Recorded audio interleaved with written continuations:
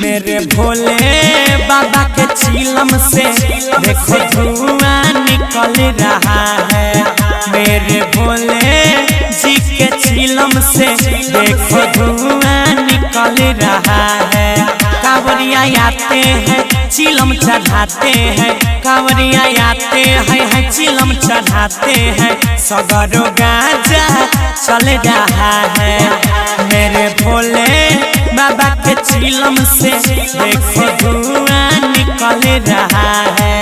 बाबा बैजू के देखो चिलम से कैसे धुआं निकल रहा है, कैसे धुआं निकल रहा है, धुआं निकल रहा है, धुआं निकल रहा है।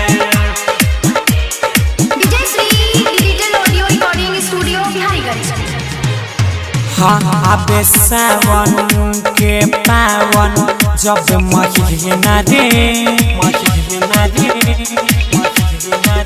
हो, आबे सावन के पावन जब महीना रे। भोले के दरबार जैसा लागे कहीं ना रे, कहीं आबे सावन के पावन जब महीना रे हो, आबे सावन के पावन जब महीना रे। भोले के दरबार जैसा लागे कहीं ना रे, कहीं ना रे।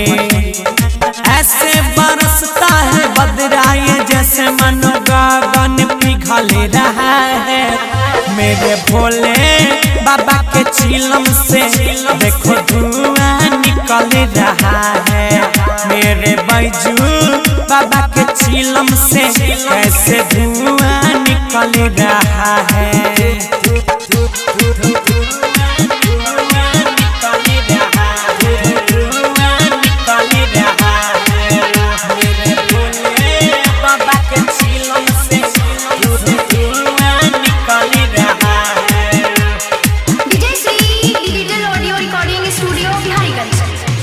भोले बाबा के दरबार में सब आबै छै,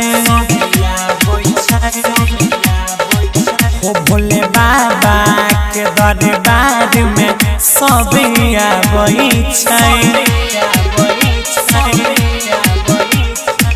बोलबम बोलबम बोल के जलवा चढ़ाबै छै, चढ़ाबै छै। भोले बाबा के दरबार में सब आबै छै, हो भोले बाबा के दरबार में सब आबै छै।